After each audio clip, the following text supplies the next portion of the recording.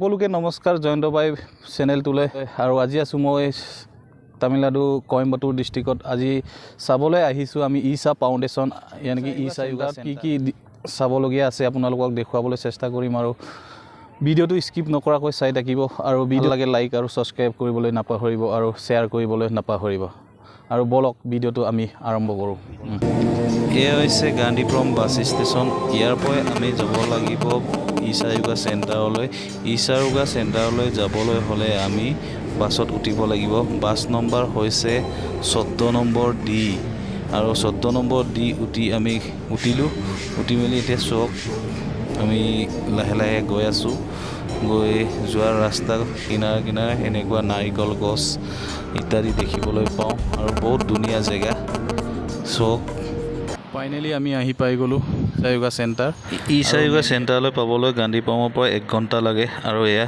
ভিতৰ পালে আমি চাওঁ বলক শংকৰ পৰা আপোনালোক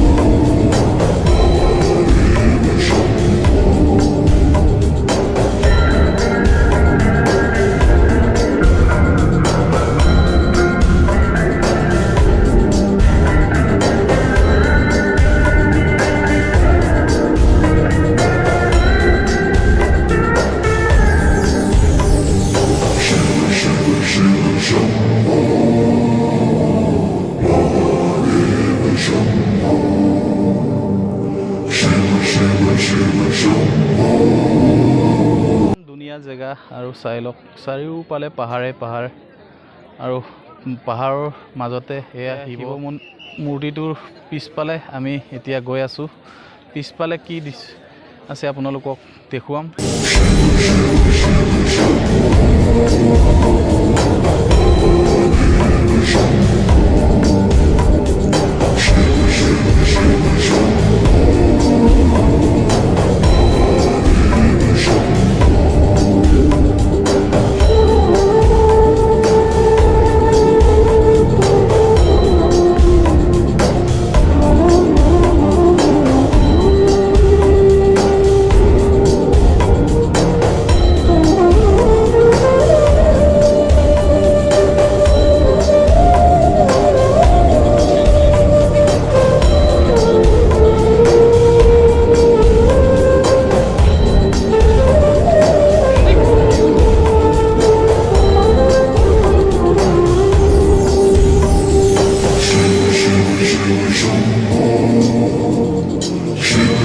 Shiva Shambho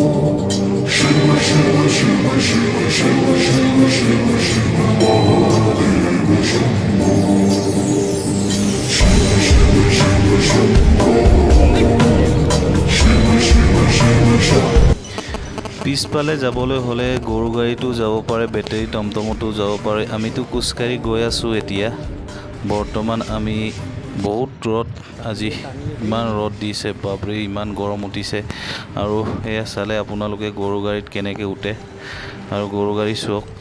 পিছফালে আহি এনেকুৱা মূৰ্তি এটা দেখিবলৈ পায় আৰু চাওক, আৰু দূৰ দূৰণিৰ পৰা মানুহ চাবলৈ আহে। আৰু আজি ৰ'দটো বহুত দিছে, বহুত টান ইয়াত ৰ'দ।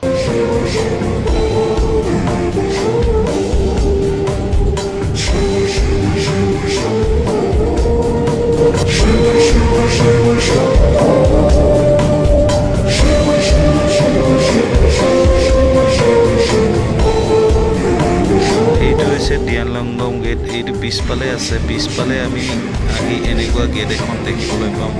এই গেটৰ ভিতৰলৈ গ'লে আমি কি কৰিব লাগিব, বেগ, মোবাইল ফোন, কেমেৰা চব আদি ইয়াত জমা কৰি দিব লাগিব। জমা দিহে আমি ভিতৰলৈ যোৱাৰ আগতে আপোনালোকক দেখুৱাই দিছোঁ কিমান মানুহ আছে ভিতৰলৈ যাবলগীয়া মানুহ। চব ইমান মানুহ, বাপৰে ইমান দূৰ দূৰণিৰ পৰা মানুহ আহি ইয়াত এনেকৈ বহি আছে চব ভিতৰলৈ যাবলৈ, ধ্যান লিংগম চাবলৈ। আমি ধ্যান লিংগম চালোঁ আৰু আহিলোঁ বাহিৰলৈ। বাহিৰৰ পৰা আপোনালোকক ডিটেইলছত কৈ দিছোঁ। আৰু ইমান ধুনীয়া জেগা, ভিতৰত ইমানেই ধুনীয়া, ইমানেই মানুহ থাকে আৰু ইমানেই চাইলেণ্টভাৱে থাকে মানুহে। আৰু ভিতৰত সকলোৱে য়োগা কৰি থাকে। ধ্যান লিংগমৰ ওচৰত সকলোৱে প্ৰাৰ্থনা কৰি থাকে। আৰু ইমান ধুনীয়া জেগা, আৰু সকলোৱে য়োগা কৰি ধ্যান কৰি থাকে।